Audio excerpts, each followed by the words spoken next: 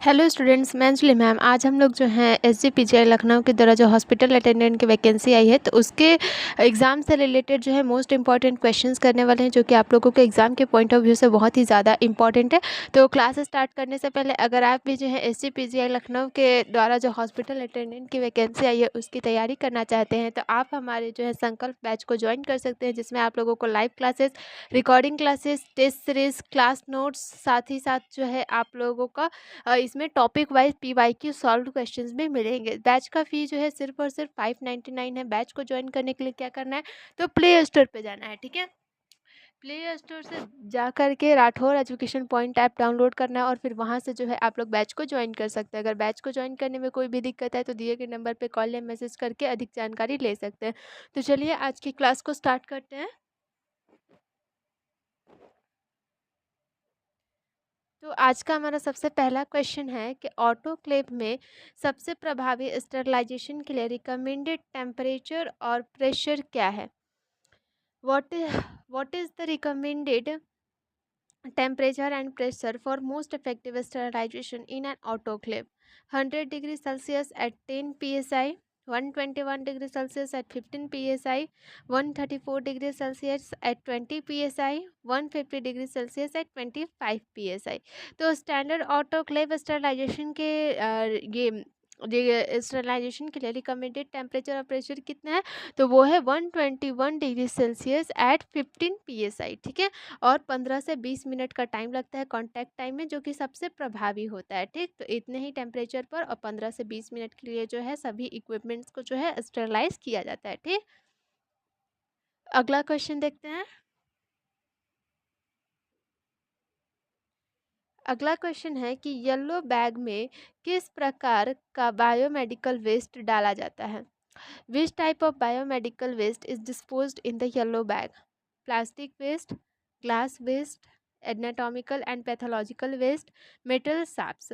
तो biomedical waste में जो है टोटल जो है 4 तरह के जो है टोटल जो होते हैं डब्बे होते हैं, ठीक है। तो येलो बैग में क्या डाला जाता है, तो येलो बैग में क्या डाला जाता है, तो जो भी एनाटॉमिकल एंड पैथोलॉजिकल वेस्ट होता है, जैसे कि क्या, तो जैसे कि जो बॉडी पार्ट्स हो गए, टिश्यू हो गया, प्लासेंटा हो गया, एक्सपायर्ड मेडिसिन हो गए, सॉइल ड्रेसिंग्स हो गए, तो ये सारे वेस्ट जो है उसमें डाले जाते हैं और इंसिनरेशन किया जाता है, ठीक। अगला क्वेश्चन है, किसी पेशेंट को उठाने ले जाने में सही बॉडी मैकेनिक्स के लिए पहला नियम क्या है। What is the first rule of proper body mechanics when lifting और moving a patient. Bend at the waist, keep the load close to your body, keep knees locked, lift quickly. तो अगर किसी भी पेशेंट को उठाने ले जाना है, ठीक है, तो उसमें बॉडी मैकेनिक्स में सबसे पहला नियम क्या है कि keep the load close to your body, ठीक। जो भी लोड है बॉडी के लोड है वो बॉडी के पास रखने से क्या होगा, तो बैक स्ट्रेन कम होता है और कंट्रोल जो है वो बहुत बेहतर रहता है, ठीक है। तो इससे क्या होता है, तो इससे ना हम खुद को हार्म करेंगे ना ही पेशेंट को, तो इसीलिए जो है बॉडी मैकेनिक्स को प्रॉपर मेंटेन करना बहुत ज़्यादा ही इम्पोर्टेंट होता है, ठीक है। अब है हमारा अगला क्वेश्चन कि बेड मेकिंग में मीटर्ड कॉर्नर का उद्देश्य क्या है। What is the purpose of mitred corner in bed making.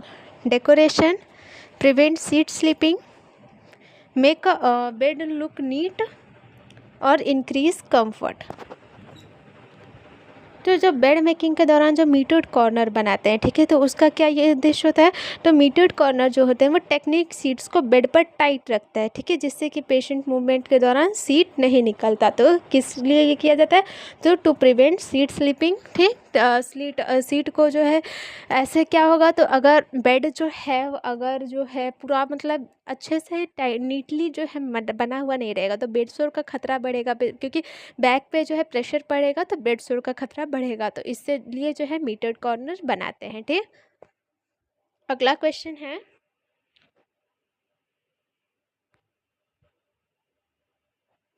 Infection control में स्टैंडर्ड प्रिकॉशंस का मुख्य उद्देश्य क्या है। What is the main objective of standard precaution in infection control. Prevent spread from only infected patients, prevent spread from all patients, prevent spread of airborne disease only, prevent spread in operation theater only। तो infection control में standard precautions का M क्या होता है? तो standard precautions जो है सभी मरीजों पर लागू होता है, ठीक है, चाहे उनका इन्फेक्शन स्टेटस कुछ भी हो। तो इससे क्या होता है? तो इससे जो है prevent spread from all patients, ठीक है, जो भी इन्फेक्शन है ये प्रिवेंट करता है ताकि हर पेशेंट में, सभी मरीजों में संक्रमण रोकने के लिए जो है मेन ऑब्जेक्टिव होता है स्टैंडर्ड प्रिकॉशंस का, ठीक। नेक्स्ट क्वेश्चन है, स्टरलाइजेशन में ड्राई हीट का रिकमेंडेड टेम्परेचर और समय क्या है? What is the recommended temperature and time for dry heat sterilization? 121 degree Celsius for 15 minute, 160 degree Celsius for 2 hours, 134 degree Celsius for 10 minute, 180 degree Celsius for 30 minute. तो dry heat में recommended temperature क्या होता है? तो dry heat sterilization जैसे कि hot air oven, तो उसमें क्या रिकमेंडेड टाइम और प्रेशर होता है? तो वो होता है 160 डिग्री सेल्सियस फॉर 2 आवर्स, ठीक है। 2 घंटे तक एक्सपोजर देना ज़रूरी होता है ताकि जो भी इक्विपमेंट्स है, जो भी ये है, सारे जो है स्टरलाइज हो सके, ठीक। नेक्स्ट क्वेश्चन है कि प्राथमिक चिकित्सा में किसी माइनर बर्न के लिए पहला कदम क्या है? What is the first step in first aid for a minor burn? Apply ice directly, pour cold running water, apply ointment immediately, cover with dry cloth. तो फर्स्ट एड क्या होगा माइनर बर्न के लिए? तो माइनर बर्न में जो है, जो भी बर्न एरिया है उस पर ठंडा पानी, ठीक है, उस पर पॉर करेंगे कोल्ड रनिंग वाटर 10 से 15 मिनट के लिए, ताकि जो हीट इफेक्ट है वो कम हो और टिश्यू डैमेज भी इससे जो है कम होता है, ठीक है। तो इसीलिए जो है सबसे पहला फर्स्ट स्टेप होगा कि पोर कोल्ड रनिंग वाटर, ठीक। नेक्स्ट क्वेश्चन है, हॉस्पिटल में सबसे अधिक इन्फेक्शन फैलाने वाला उपकरण कौन सा माना जाता है? Which hospital equipment is considered to spread infection in the most? Thermometer, ventilator, catheter और स्टेथोस्कोप। तो सबसे ज़्यादा किस इक्विपमेंट को माना जाता है कि वो इन्फेक्शन फैलाता है? तो वो है कैथेटर को, ठीक है, क्योंकि कैथेटर जो है लंबे समय तक बॉडी में रहता है, जिससे कि इन्फेक्शन का ये मुख्य स्रोत बन जाता है, खास करके यूटीआई के लिए। यूटीआई मतलब यूरिनरी ट्रैक्ट इन्फेक्शन। तो इसीलिए कैथेटर को जो है ऐसा इक्विपमेंट माना जाता है जो कि सबसे ज़्यादा इन्फेक्शन फैलाता है, ठीक। नेक्स्ट क्वेश्चन है कि बायोमेडिकल वेस्ट मैनेजमेंट में ब्लू बैग का उपयोग किसके लिए होता है? What is the blue bag used for the biomedical waste management? तो हम लोग येलो बैग देख लिया, अब पूछ रहा है ब्लू बैग। तो glassware waste, human anatomical waste, sharps waste, cytotoxic waste. तो बायोमेडिकल वेस्ट मैनेजमेंट में ब्लू बैग का यूज़ क्यों किया जाता है? तो ब्लू बैग में जो है ग्लास बॉटल, एम्पुल्स और टूटे हुए कांच, ठीक है, तो इन सारे चीज़ों को जो है उसमें डालते हैं, ठीक। तो ग्लासवेयर वेस्ट के लिए जो है ब्लू बैग का यूज़ किया जाता है ताकि जो है वो सही से निस्तारण हो सके उनका। अगला क्वेश्चन है, what is the correct order for dawning PPE? PPE पहनने का सही क्रम क्या है? पहनने को क्या बोलते हैं? तो डॉनिंग बोलते हैं, ठीक है, dawning. Mask, gown, gloves, goggles, gown, mask, goggles, gloves, gloves, mask, gown, goggles, goggles, mask, gown, gloves. तो करेक्ट सीक्वेंस क्या है? सीडीसी की सीक्वेंस के अनुसार जो है पीपीई पहनने का सही क्रम क्या होता है? तो सही क्रम होता है कि गाउन, मास्क, गॉगल्स, फिर ग्लव्स। तो ये जो है राइट जो है इसमें ये एक फेस शील्ड जो है छूटा हुआ है, तो फेस शील्ड, गॉगल्स या फिर फेस शील्ड, ठीक। तो ये जो है सही क्रम होता है पहनने का। अगला क्वेश्चन है हमारा कि ऑटोक्लेव में इंडिकेटर टेप का रंग बदलने का कारण क्या है?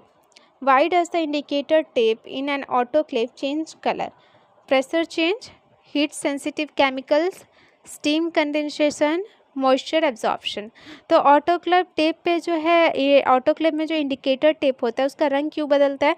तो ऑटोक्लेव टेप पर जो है हीट सेंसिटिव डाई होता है, ठीक है, हीट सेंसिटिव डाई होता है जो कि ये ये जो है निर्धारित करता है कि तापमान पर रंग बदल देता है, ठीक है। ये निर्धारित करता है कि तापमान पर जो है रंग बदलेगा, जो भी हीट सेंसिटिव होगा तो इसी कारण जो है रंग बदल जाता है, जिससे कि स्टरलाइजेशन एक्सपोजर का पता चलता है, ठीक, कि वो जो भी इक्विपमेंट है स्टरलाइज हुआ है या नहीं, ठीक। अगला क्वेश्चन है हमारा कि रेड बैग में किस प्रकार का बायोमेडिकल के वेस्ट डाला जाता है। Which type of biomedical waste is disposed in the red bag? Contaminated recyclable plastic, sharps, cytotoxic drugs, soiled linen. तो जो रेड बैग होता है उसमें कौन सा तरह का डालते हैं, तो रेड बैग में जो है blood bags, IV tubing, urine bags जैसे जो इन्फेक्टेड प्लास्टिक सामग्री होते हैं वो डाले जाते हैं, यानी कि कंटामिनेटेड रिसाइकलेबल प्लास्टिक, जिनको कि पुनः जो है रिसाइकल करके उसको यूज़ किया जा सकता है, तो वो सारी चीज़ें जो है रेड बैग में डालते हैं। अगला क्वेश्चन है कि फॉलर्स पोजीशन में पेशेंट को कैसे रखा जाता है। How is the patient position in Fowler's position? Supine with head flat, semi sitting at 45 degrees to 60 degree, lying on left side, prone with head down. तो फॉलर्स पोजीशन में कैसे रहता है पेशेंट, तो फॉलर्स पोजीशन में जो patient की पीठ होती है, पेशेंट की पीठ और सिर जो होता है उसको ऊंचा रखा जाता है ताकि सांस लेने में आसानी हो और ड्रेनेज जो है वो बेहतर हो। तो सेमी सिटिंग रखते हैं इस फॉलर्स में, 45 से 60 डिग्री का एंगल बनता है, ठीक। इसमें इसको जो पेशेंट जिनको सांस लेने में कठिनाई है तो उन्हें जो है ये पोजीशन प्रोवाइड किया जाता है। अगला क्वेश्चन है इन्फेक्शन कंट्रोल में 5 मोमेंट्स फॉर हैंड हाइजीन में से कौन सा शामिल नहीं है। Which is not included in the 5 moments for hand hygiene? Before patient contact, after touching patient surroundings, before eating, after body fluid exposure. तो इसमें कौन सा जो है शामिल नहीं है 5 मोमेंट फॉर हैंड हाइजीन में, तो शामिल नहीं है हमारा वो है बिफोर ईटिंग, ठीक है। WHO के 5 मोमेंट्स में जो है मरीज केयर संबंधी क्रियाओं पर जो है ये आधारित है, मतलब पर्सनल ईटिंग जो है इसमें शामिल नहीं होता है, बाकी जो चारों हैं वो सारे शामिल हैं, ठीक है। अगला क्वेश्चन है हमारा कि स्टेरलाइजेशन में बायोलॉजिकल इंडिकेटर का उपयोग किसके लिए होता है। What is the use of biological indicator in sterilization? To measure temperature, to confirm microbial kill, to measure pressure, to detect moisture. तो बायोलॉजिकल इंडिकेटर में क्या होता है, तो बायोलॉजिकल इंडिकेटर में जो है रेसिस्टेंट बैक्टीरियल स्पोर्स होते हैं, ठीक है, जो कि क्या करते हैं, तो जो कि स्टरलाइजेशन फेलियर को दर्शाते हैं। तो किस लिए यूज़ होता है, तो टू कंफर्म माइक्रोबियल किल, ठीक। तो इससे पता चलता है कि जो भी माइक्रोब्स है वो पूरी तरह से किल हो गए हैं या नहीं हुए हैं, ठीक। अगला क्वेश्चन है हमारा कि सीपीआर में चेस्ट कंप्रेशन और वेंटिलेशन का रेशियो क्या है।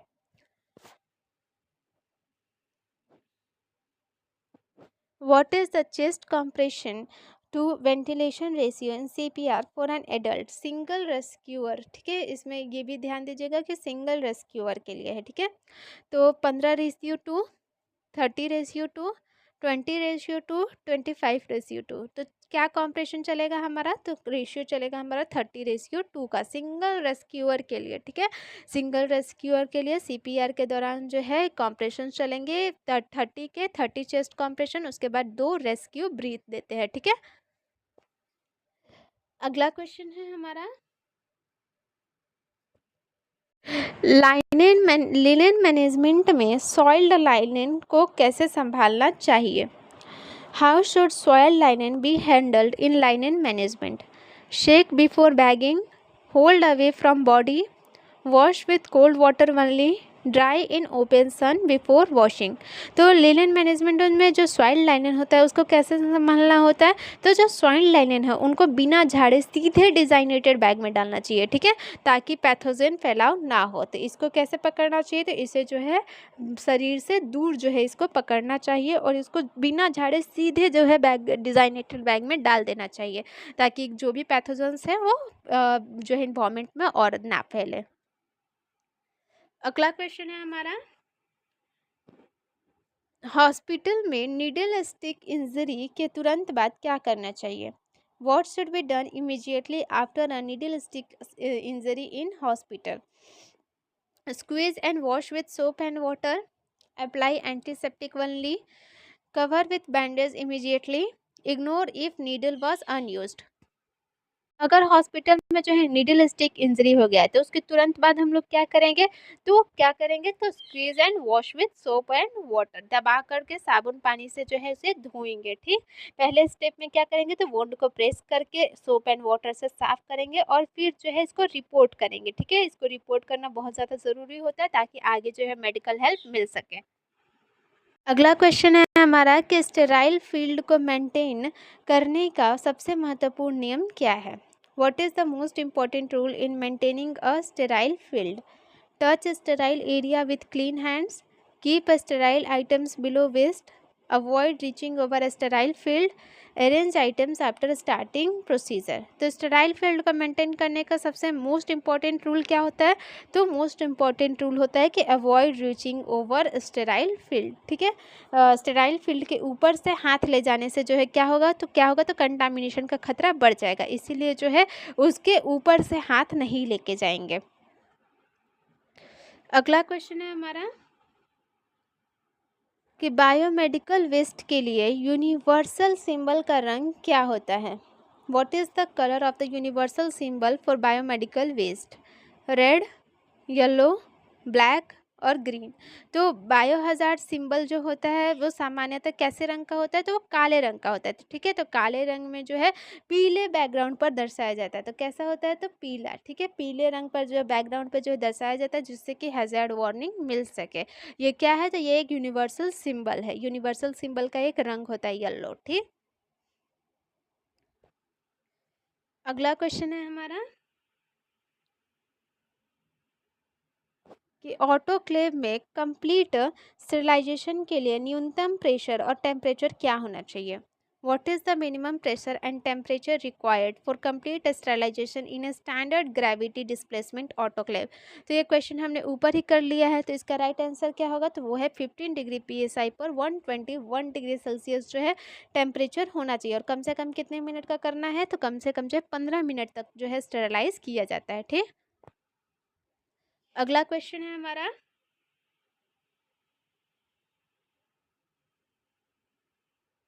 कि इन्फेक्शन कंट्रोल में एयरबॉर्न प्रिकॉशंस के लिए किस प्रकार का मास्क अनिवार्य है?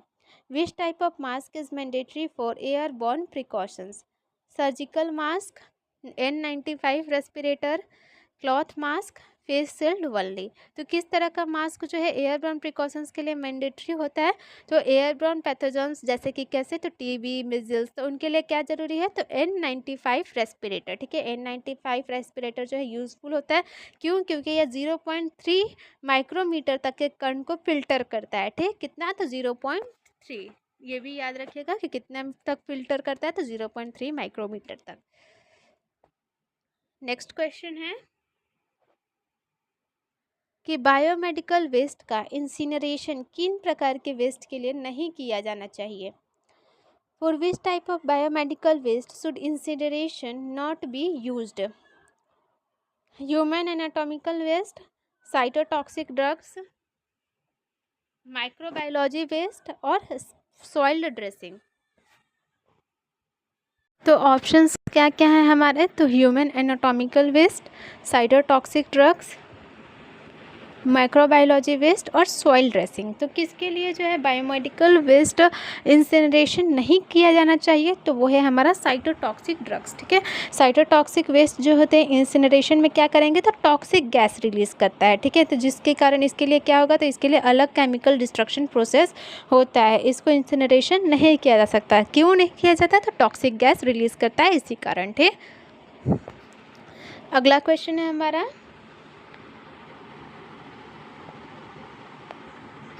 स्टेरिलाइजेशन में ड्राई हीट मेथड का मुख्य प्रिंसिपल क्या है?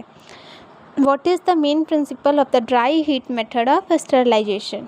What is protein denaturation, oxidative damage, cell membrane disruption osmotic pressure change. तो स्टरलाइजेशन में ड्राई हीट मेथड का मुख्य प्रिंसिपल क्या होता है, तो वो होता है ऑक्सीडेटिव डैमेज। ठीक है, मुख्य प्रिंसिपल क्या है, oxidative damage. Dry heat sterilization में जो है ऑक्सीडेटिव प्रोसेस से क्या होता है, तो माइक्रो ऑर्गेनिजम्स के प्रोटीन और लिपिड्स को नष्ट किया जाता है। ठीक, नेक्स्ट क्वेश्चन है हमारा कि नीडल डिस्पोजल के लिए पंक्चर प्रूफ कंटेनर का रंग क्या होता है। What is the color of the puncture proof container for needle disposal? Yellow, red, blue, white, translucent। तो नीडल डिस्पोजल के लिए जो पंक्चर प्रूफ कंटेनर होता है उसका कलर क्या होता है, तो येलो। ठीक है, कैसा कलर होता है, तो येलो कलर का होता है। शार्प वेस्ट और नीडल डिस्पोजल के लिए जो है रिजिड येलो कंटेनर यूज़ किया जाता है। किस लिए, तो शार्प वेस्ट और नीडल डिस्पोजल के लिए। अगला क्वेश्चन है हमारा कि CPR में AED ऑटोमेटेड एक्सटर्नल डिफिब्रिलेटर का पहला स्टेप क्या है। What is the first step when using an AED in CPR? Attach pads, turn on the AED, deliver shock, analyse rhythm. तो इसमें फर्स्ट स्टेप क्या होता है AED देने के लिए CPR में, तो वो होता है turn on the AED। AED को जो है चालू करना। ठीक, क्योंकि AED का सबसे पहला स्टेप होगा कि उससे हम लोग चालू करें, ताकि ये क्या करे, तो ये वॉइस इंस्ट्रक्शंस दे सके, इसीलिए जो है AED को चालू किया जाता है। अगला क्वेश्चन देखते हैं। हॉस्पिटल लिनेन डिसइंफेक्ट करने के लिए सोडियम हाइपोक्लोराइट की सामान्य सांद्रता क्या होती है। What is the usual concentration of sodium hypochlorite for disinfecting hospital linen. 0.1%, 0.5%, 1% और 5%। तो यूजुअल कॉन्सेंट्रेशन कितना होता है, तो सोडियम लिनेन को जो है डिसइंफेक्ट करने के लिए कितना, तो 1% सोडियम हाइपोक्लोराइट सॉल्यूशन का यूज़ किया जाता है। ठीक है, कितना, तो 1%। ठीक, नेक्स्ट क्वेश्चन है हमारा ऑपरेशन थिएटर में लैमिनर एयर फ्लो का उद्देश्य क्या है। What is the purpose of laminar airflow in an operation theater? Maintain positive pressure, reduce airborne contamination, increase temperature, humidity control only. तो लैमिनर एयर फ्लो का क्या उद्देश्य होता है ऑपरेशन थिएटर में, तो ये HEPA फिल्टर्स के साथ स्टेराइल एयर सप्लाई देता है। ठीक है, जिससे कि क्या होता है, तो जिससे कि एयरबॉर्न कंटामिनेशन का खतरा घटता है। ठीक, तो ये क्या करता है, तो HEPA फिल्टर्स के साथ स्टेराइल एयर सप्लाई देता है। ठीक, नेक्स्ट क्वेश्चन है हमारा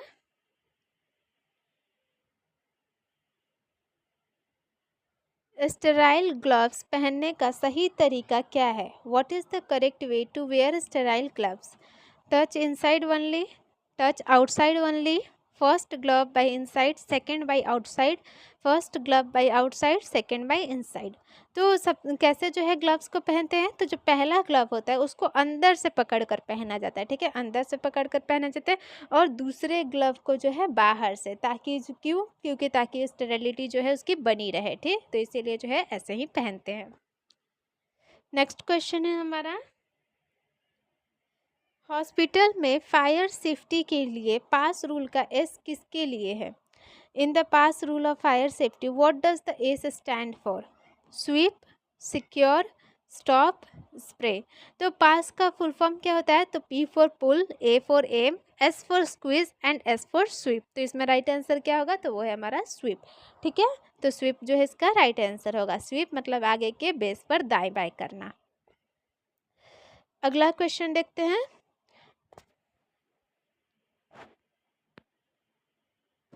तो अगला क्वेश्चन है हमारा कि सर्जिकल इंस्ट्रूमेंट्स को ऑटोक्लेव में पैक करने के लिए किस रैपिंग मटेरियल का उपयोग सबसे उपयुक्त है। Which wrapping material is most suitable for packing surgical instruments for autoclaving. Cotton cloth, aluminium foil, non woven fabric और पेपर टॉयल। तो किसका यूज़ जो है सबसे अच्छा होता है सर्जिकल इंस्ट्रूमेंट्स को पैक करने के लिए, तो वो है हमारा नॉन वोवन फैब्रिक। ठीक है, नॉन वोवन फैब्रिक जो है स्टीम पेनिट्रेशन के साथ माइक्रोबियल बैरियर भी देता है, इसलिए जो है इसको ऑटोक्लेव पैकिंग करने के लिए इसको सबसे आदर्श माना जाता है। नेक्स्ट क्वेश्चन है हमारा hospital acquired urinary tract infection का सबसे सामान्य कारण क्या है? What is the most common cause of hospital acquired urinary tract infection? Improper hand hygiene, contaminated IV fluids, indwelling urinary catheter, bed linen contamination. तो क्यों जो है मोस्ट कॉमन काउज क्या होता है यूरिनरी ट्रैक्ट इन्फेक्शन का? तो वो है हमारा इन ड्वेलिंग यूरिनरी कैथेटर। ठीक है, क्योंकि कैथेटर जो है एसोसिएटेड कैथेटर, क्योंकि बहुत लंबे समय तक जो है पेशेंट एक पहने रहता है, कैथेटर का बहुत लंबे समय तक यूज़ करता है, इसी कारण जो है यूटीआई जो है सबसे ज़्यादा होता है। ठीक, तो ये सबसे कॉमन काउज होता है, जिसे कि क्या कहते हैं, तो जिसे कि कॉटी भी कहते हैं, CAUTI कहते हैं। ठीक है, नेक्स्ट क्वेश्चन है हमारा कि बायोमेडिकल वेस्ट मैनेजमेंट में ब्लू कंटेनर का उपयोग किसके लिए किया जाता है? In biomedical waste management what is the blue container used for?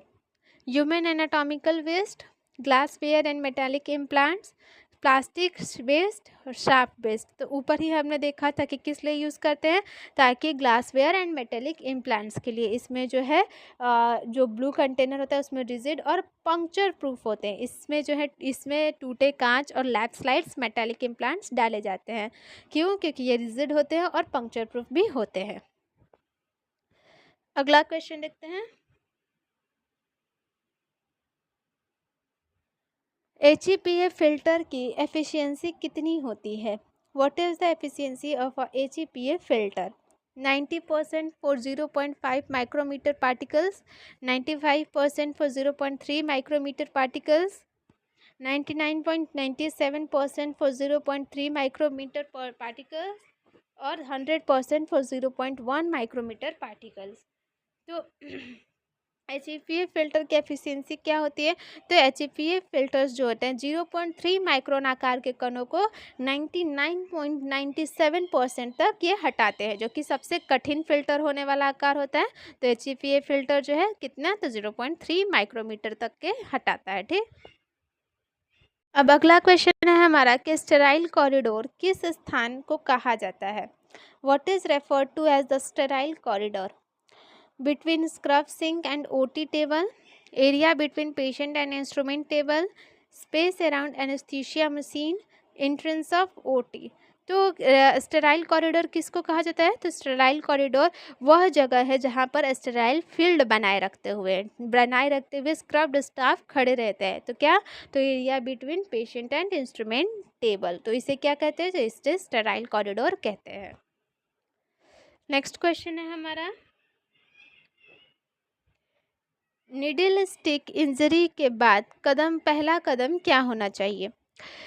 What is the first step after a needle step after a needle stick injury? तो ये क्वेश्चन हमने ऊपर ही किया है कि क्या रहेगा, तो wash with soap and water, और उसके बाद जो है रिपोर्ट करके प्रोफिलैक्सिस किया जाता है। तो ये जो हमारा फर्स्ट स्टेप क्या होगा कि तुरंत साबुन से धोना, साबुन और पानी से धोना, ताकि इन्फेक्शन कंट्रोल हो सके। अगला क्वेश्चन है हमारा, ऑटोक्लेव टेप किसके लिए प्रयोग होता है? What is autoclave tape used for? Measure temperature, secure packs and indicate exposure, steel sterile containers और एब्जॉर्ब मॉइस्चर। तो ऑटोक्लेव टेप का यूज़ क्या होता है? तो ऑटोक्लेव टेप जो होता है वो हीट सेंसिटिव केमिकल्स होते हैं। ठीक है, जो कि क्या करते हैं, तो रंग बदल करके ये बताते हैं कि पैक स्टीम एक्सपोजर में गया है या नहीं। तो ये क्या होते हैं? तो ये सिक्योर पैक्स होते हैं जो कि एक्सपोजर को इंडिकेट करते हैं। ठीक, नेक्स्ट क्वेश्चन है हमारा कि central line associated blood stream infection से बचाव के लिए कौन सा उपाय सबसे महत्वपूर्ण है? Which measure is most important for preventing CLABSI? Frequent dressing change, aseptic insertion technique, daily flushing with saline और यूज़ ऑफ हिपैरिन लॉक। तो कैसे जो है क्लैप्सी को प्रिवेंट किया जा सकता है? तो वो क्लैप्सी सेंट्रल लाइन डालते समय जो है strict aseptic technique infection control का सबसे प्रभावी तरीका होता है। क्या? तो strict aseptic technique. Next question है हमारा, लाइनिन लॉन्ड्री में थर्मल डिसइंफेक्शन का स्टैंडर्ड क्या है? What is the standard for thermal disinfection in hospital laundry? 60 degree Celsius for 5 minute, 71 degree Celsius for 3 minute, 80 degree Celsius for 1 minute, 90 degree Celsius for 30 seconds. तो thermal disinfection में क्या करते हैं, तो thermal disinfection में linen को जो है 71 डिग्री सेल्सियस पर कम से कम जो है 3 मिनट तक धोने से होता है। ठीक है, कैसे, तो 3 मिनट तक। ठीक, नेक्स्ट क्वेश्चन है हमारा और आज का लास्ट क्वेश्चन है कि इन्फेक्शन कंट्रोल में स्टैंडर्ड प्रिकॉशंस का मतलब क्या है। What does standard precautions mean in infection control. Only for high risk patients, for all patient regardless of diagnosis, only in ICU, only for surgical cases. तो standard precautions क्या होते हैं, तो ये यूनिवर्सल होते हैं और हर मरीज के साथ फॉलो किए जा सकते हैं। ठीक है, तो for all patient regardless of diagnosis, ठीक, क्योंकि इन्फेक्शन रिस्क हर जगह हो सकता है, इसलिए ये हर पेशेंट के लिए होता है। ठीक है, तो आज के लिए बस इतना ही। उम्मीद है आप लोगों को क्लास समझ में आया होगा। जो भी इस क्लास का पीडीएफ होगा डिस्क्रिप्शन बॉक्स में टेलीग्राम चैनल का लिंक दिया गया है, तो वहाँ से जाकर जुड़ जाइए, वहाँ से आपको पीडीएफ मिल जाएगा। और क्लास पसंद आया है तो वीडियो को लाइक करें, चैनल को सब्सक्राइब करें।